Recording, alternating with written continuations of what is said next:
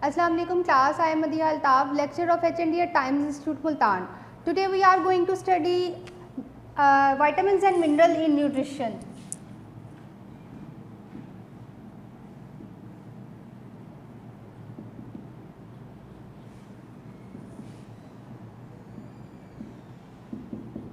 Vitamin and mineral in nutrition में हम जो है इन डिटेल स्टडी कर रहे थे मिनरल्स को, जिसमें से लास्ट टाइम हमने जो है वो एक मैक्रो मिनरल स्टडी किया था कैल्शियम। आज जो हम इन डिटेल स्टडी करेंगे वो है फॉस्फोरस।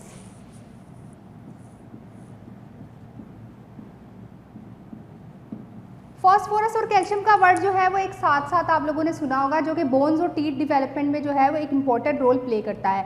कैल्शियम और फॉस्फोरस जो वो है वो एक साथ ही बॉडी में जो है डाइजेस्ट एब्जॉर्ब करते हैं और फंक्शन प्रोवाइड करते हैं। Phosphorus constituent approximately 1% of weight of human body. जो लास्ट टाइम हमने देखा था तो उसमें ये था कि अगर 60 kg मैन है तो उसमें 1 kg जो है वो कैल्शियम अवेलेबल होती है। इसी तरह जो फॉस्फोरस के कॉन्स्टिट्यूएंट है वो approximately 1% of weight of the human body. Human body के वेट के अकॉर्डिंग 1% जो है वो फॉस्फोरस बॉडी में पाया जाता है। Largely in the form of phosphate, up to 90% of the phosphorus in the body is found within the calcium phosphate. Calcium के साथ बाइंड होके कैल्शियम फॉस्फेट बनाएगा और 90% जो 1% ऑफ द ह्यूमन बॉडी पाया जाता है उसमें से जो 90% होता है वो कैल्शियम फॉस्फेट के साथ बाइंड होके उस सूरत में जो है वो क्रिस्टल्स बनाता है बोन में और टीथ डेवलपमेंट भी करता है। फंक्शंस बेसिकली देख लेते हैं कैल्शियम के क्या फंक्शंस हैं। फर्स्ट ऑफ ऑल तो mineralisation of bone and teeth. Mineralisation of bone and teeth करता है, मतलब formation of bone and teeth.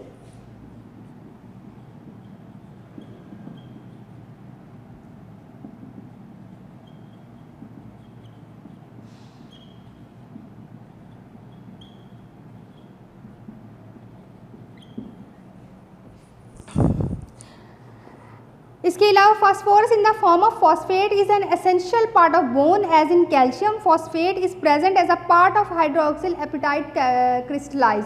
Calcium phosphorus जो है वो कैल्शियम फॉस्फेट्स की सूरत में कैल्शियम के साथ बाइंड होता है और बोन और टीथ फॉर्मेशन करता है। उसके बाद है facilitation of energy transaction. Facilitation of energy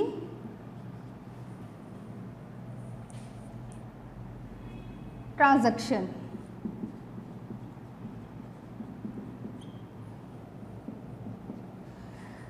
second पे जो है ये एनर्जी रिलीज करता है during the oxidation of carbohydrate, protein and lipid. इसके अलावा जो है वो ये हमारी बॉडी में जो है वो कैल्शियम फॉस्फेट की सूरत में प्रेजेंट होता है और बहुत सारे जो है फॉस्फेट जो है ये हमारे कैल्शियम के साथ मिलके जो है हमारी बॉडी में से एनर्जी रिलीज करेगा।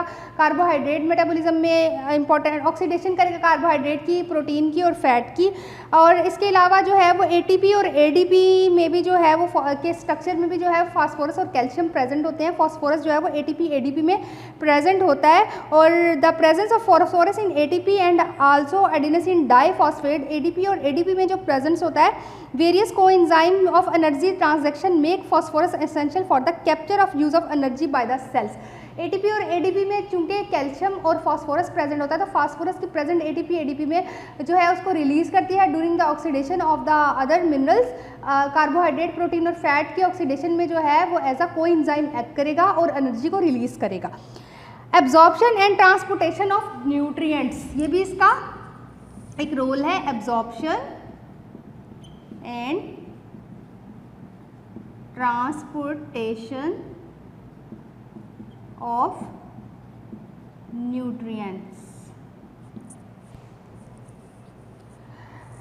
Many nutrients must be combined with phosphate group before they are able to transport across cell membrane and hence absorb into the body and distributed among the various cells and tissues. जो बहुत सारे nutrients होते हैं जो कि cell membrane में से गुजरने के लिए और हमारी बॉडी में डाइजेस्ट और एब्जॉर्ब होने के लिए उन्हें कैल्शियम की ज़रूरत होती है, जो कि फर्दर उन्हें जो है वो फॉस्फोरस जो है उन्हें हमारी बॉडी में जो है वो डिस्ट्रीब्यूट करता है। Phosphorylation of nutrients and other biochemical is essential for their proper distribution with in the body.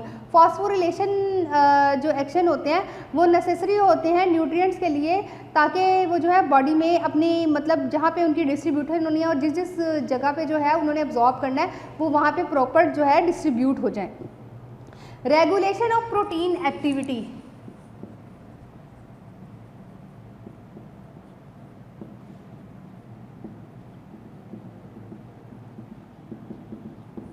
Regulation of protein activity क्या होती है? Many protein including many enzyme as turn on and of.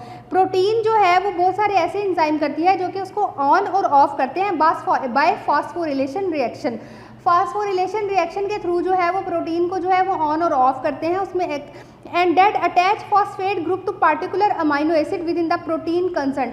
और phosphorylation में जो है वो phosphate जो है वो अमाइनो एसिड्स के साथ बाइंड हो जाता है और वो हमारी बॉडी में जो है वो डिफरेंट किस्म के केमिकल रिएक्शंस अकर करती है और उसके बाद जो है वो प्रोटीन की जो है वो रेगुलेशन करती है हमारी बॉडी में, जो कि इंपॉर्टेंट होती है सेल ग्रोथ के लिए, सेल डिवीजन के लिए और फर्दर जेनेटिक फंक्शनिंग के लिए।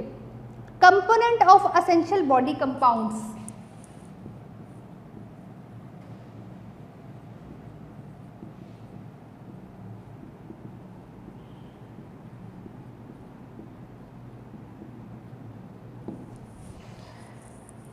Phosphorus is also a component of other essential body compound such as ADP, और एडीपी का जो है वो एक मतलब इम्पॉर्टेंट पार्ट है एटीपी और एडीपी मॉलिक्यूल्स का। फॉस्फोरस जो है वो उसमें प्रेजेंट होता है और इसी तरह जो है वो डीएनए और आरएनए जो जेनेटिक मटेरियल होता है उसमें भी फॉस्फोरस का इंपॉर्टेंट रोल होता है। तो ये कंपोनेंट है एसेंशियल बॉडी कंपोनेंट्स का। Regulation of acid base balance. हमारी बॉडी में जो है वो एसिड बेस बैलेंस को मेंटेन करता है।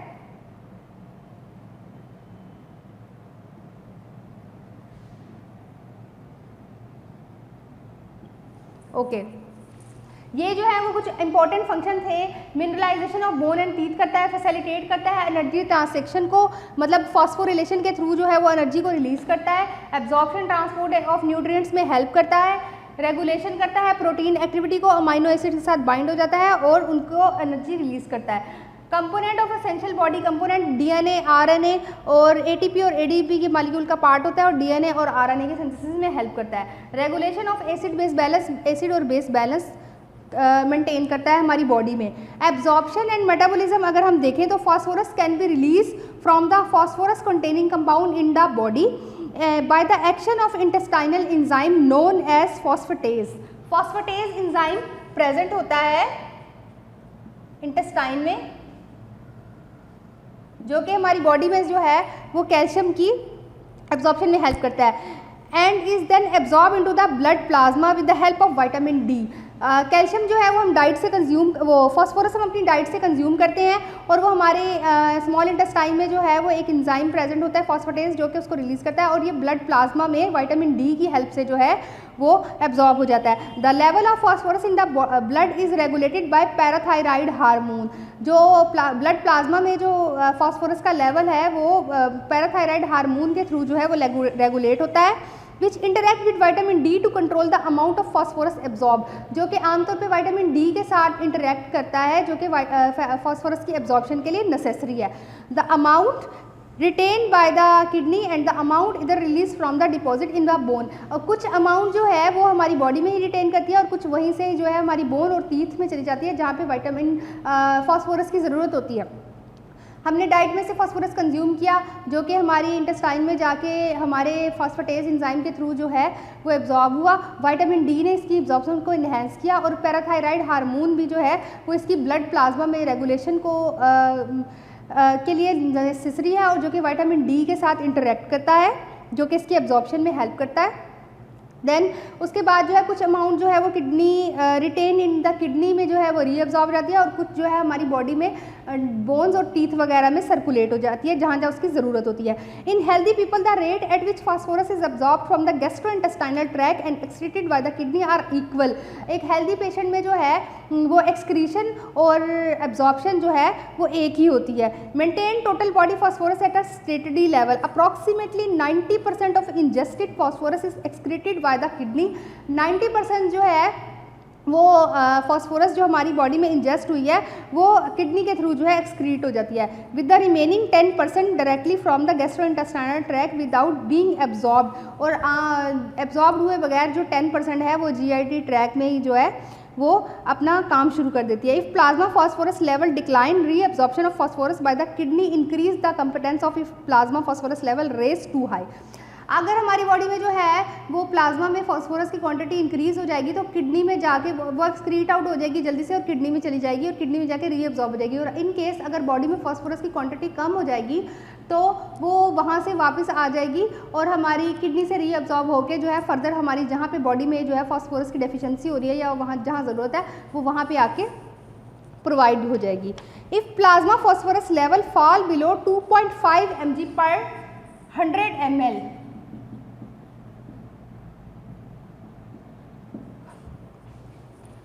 हाइपोफॉस्फेटेमिया रिजल्ट। इन केस हाइपरफॉस्फेटेमिया हो गया, मतलब हमारी बॉडी में जो है फास्फोरस की डेफिशिएंसी उस केस में होगी कि अगर ब्लड प्लाज्मा में 2.5 mg पर 100 ml जो है वो फास्फोरस की क्वांटिटी डिक्लाइन हो गई है। तो डेफिशिएंसी डिजीज़ अगर हम देखते हैं तो आमतौर पे जो है वो फास्फोरस की डेफिशिएंसी की वजह से यही है कि बोन डेवलपमेंट हमारी रुक जाएगी, इसके अलावा हमारी टीथ डेवलपमेंट नहीं होगी, ग्रोथ पे असर पड़ेगा।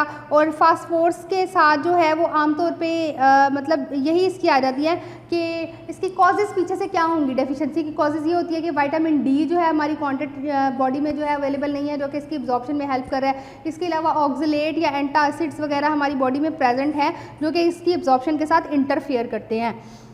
रिकमेंडेड डाइटरी अलाउंस अगर हम देखें तो आरडीए की अगर हम बात करें तो फास्फोरस का जनरली जो आरडीए है वो 600 mg फॉर मैन है, man, and 700 mg for women. Approximately 600 to 700 mg for जो है ये मेल एंड वुमेन होता है। देन उसके बाद जो है वो मेजर सोर्सेज आ जाते हैं कि मेजर सोर्सेज क्या हैं फॉस्फोरस के अगर हम मेजर सोर्सेज देखें तो उसमें आ जाता है rice bran, skim milk powder, soybean, carrot, cheese, almond, walnut, liver, sheep. ये जो है ये इसके जो है वो जनरली इसके इम्पॉर्टेंट जो है वो फैक्टर हैं कि हमारे पास जो है वो किस डाइटरी सोर्सेज से जो है वो फास्फोरस आ रहा है। ज़्यादातर तो मिल्क एंड मिल्क प्रोडक्ट्स में ही आ जाता है, इसके अलावा राइस ब्रैन में भी होता है, स्किम मिल्क के पाउडर में ज़्यादा इसकी अमाउंट होती है। अप्रॉक्सीमेटली अगर हम देखें तो राइस ब्रैन में जो है वो 1410 mg, अगर हम इसके रिचर सोर्सेज की इधर ही बात करें तो राइस ब्रैन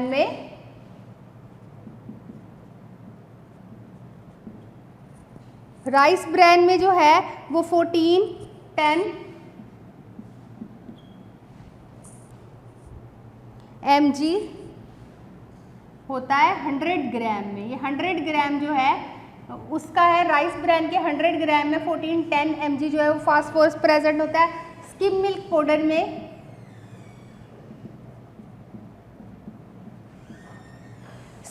पाउडर में जो है वो 1000 mg प्रेजेंट होता है। इसके अलावा सोयाबीन में देखें तो 690 mg प्रेजेंट होता है। इसके अलावा कैरेट्स में जो है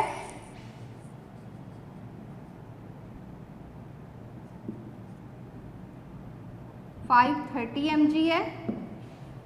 ओके, चीज़ में 520 mg, इसके अलावा वॉलनट में 380,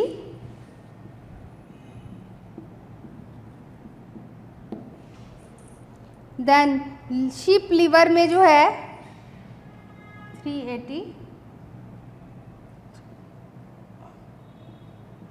ये इसके कुछ मेजर सोर्सेज हैं जिसको हम देखें कि 100 ग्राम राइस ब्रैन में जो है वो 1410, मतलब पर डे का जो है हमारा आरडीए जो है वो 700 mg है अप्रॉक्सीमेटली इसका।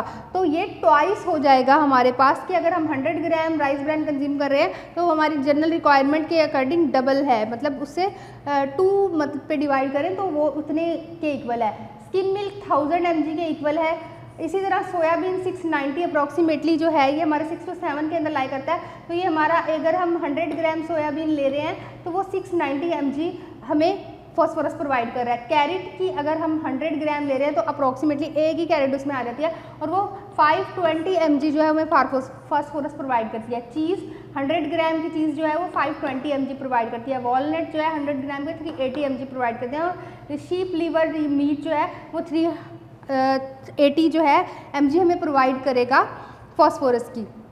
देन अब हम लोगों ने बात की कि फास्फोरस जो है वो उसकी मतलब क्या क्या जो है उसकी फंक्शनिंग हमारी बॉडी में आ जाती है, उसकी डाइजेशन एब्जॉर्प्शन क्या होती है, उसकी डेफिशिएंसी डिजीज़ क्या हैं, देन कॉजेज़ उसके पीछे क्या आ जाते हैं डेफिशिएंसी के। उसके बाद हमने देखा कि रिकमेंडेड डाइटरी अलाउंस क्या है और सोर्सेज क्या है और इंटरैक्ट किससे करेगा कि इंटरैक्ट करेगा अगर विटामिन डी जो है उसका पॉजिटिव इंटरैक्शन है, अगर वो नहीं है पैराथायराइड हार्मोन के साथ इंटरैक्ट करेगा। इसके अलावा एंटी एसिड्स और ये जो ऑक्सलेट वगैरह होते हैं वो उसके साथ इंटरफेयर करेंगे और उसकी एब्जॉर्प्शन को इनहिबिट करेंगे। देन अब उसके बाद हम देख लेते हैं जो नेक्स्ट है वो हमारा है मैग्नीशियम। ये भी एक मैक्रो मिनरल है।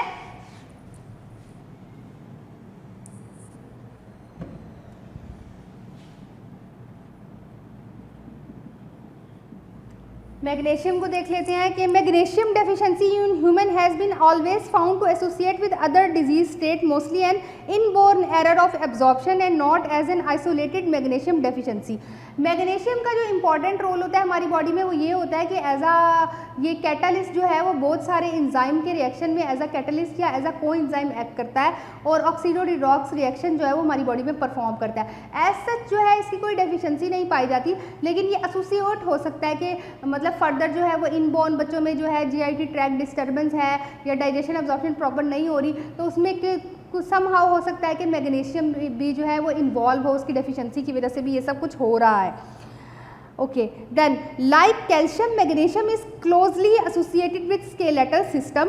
कैल्शियम भी जो है वो आपको पता है कि कैल्शियम हमारी स्केलेटल सिस्टम का जो है वो इम्पॉर्टेंट पार्ट है, तो इसी तरह कैल्शियम के साथ साथ जो है वो मैग्नीशियम भी जो है वो स्केलेटल सिस्टम की डेवलपमेंट में जो है वो कुछ हद तक जो है इम्पॉर्टेंट होता है।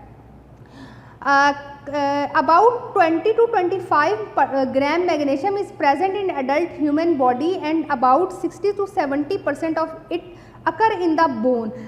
20 to 25 gram of magnesium available होता है जिसमें से 60 to 70% जो है वो बोन में होता है, 25 to 30% जो है वो मसल में होता है और 6 to 8% जो है वो सॉफ्ट टिश्यू में होता है। अगर हम देखें तो हमारी ह्यूमन बॉडी में जो है वो 20 to 25 ग्राम मैग्नीशियम है, जिसमें से 60 to 70% जो है हमारी बोन में होता है, 25 to 30% जो है हमारा मसल्स में होता है, 6 to 7% जो है हमारे सॉफ्ट टिश्यूज में होता है, देन 1% जो रिमेनिंग रह जाता है वो हमारा प्रेजेंट होता है अदर हमारे, देन उसके बाद 50 to 70% में आ जाता है, देन उसके बाद जो 1% है वो एक्स्ट्रा सेलुलर फ्लूइड में आ जाता है।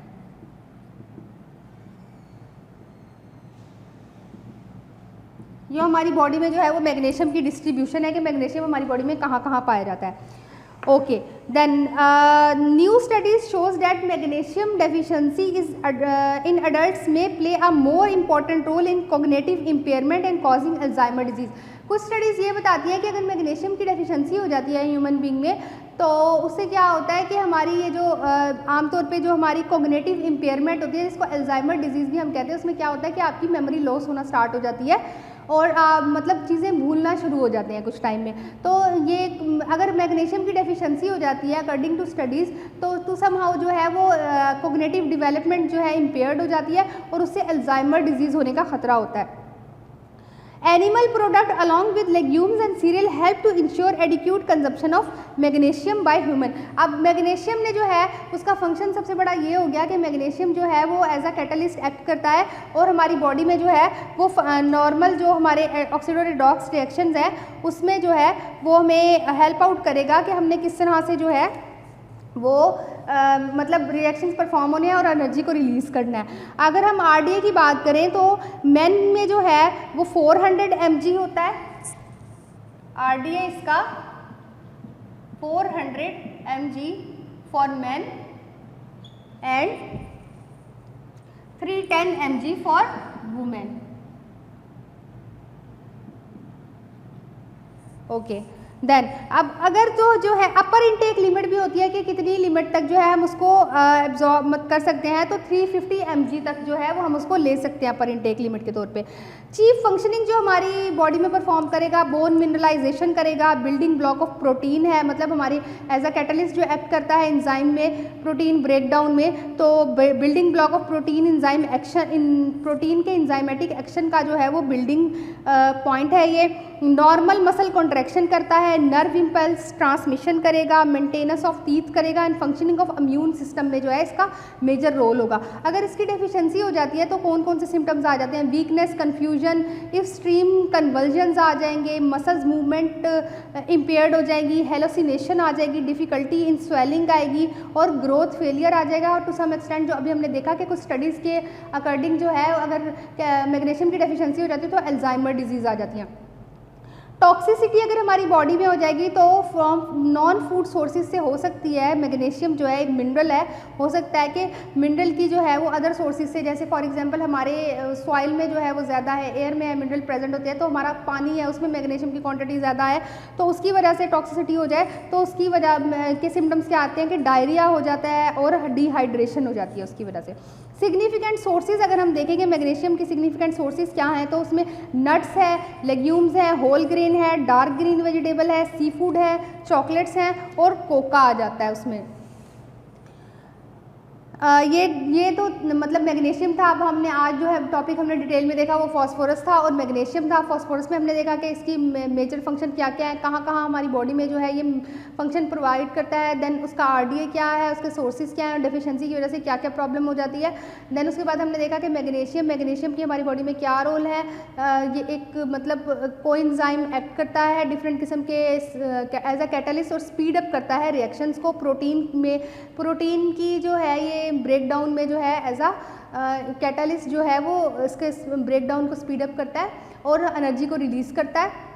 और इसके अलावा जो है इसका जो है डायरेक्ट लिंक क्या होता है कि अगर इसकी डेफिशिएंसी हो रही है तो हो सकता है कि उसकी वजह से अल्जाइमर डिजीज़ हो जाए। देन उसके बाद ये है कि ये बोन फॉर्मेशन में भी इम्पॉर्टेंट होता है। उसके बाद हमने ये देखा कि उसकी डेफिशिएंसी की वजह से क्या क्या सिम्टम्स आ जाते हैं। देन टॉक्सिसिटी के सिम्टम्स देखे, उसके बाद देखा कि सोर्सेज क्या होते हैं और आरडीएस का क्या होता है। आज का हमारा टॉपिक यहीं पे ख़त्म होता है। इंशाल्लाह नेक्स्ट जो है वो हम फर्दर और मैक्रो विटामिन्स देखेंगे, सोडियम और पोटाशियम, कि उसका हमारी बॉडी में क्या रोल होता है। Thank you so much. अल्लाह हाफिज़।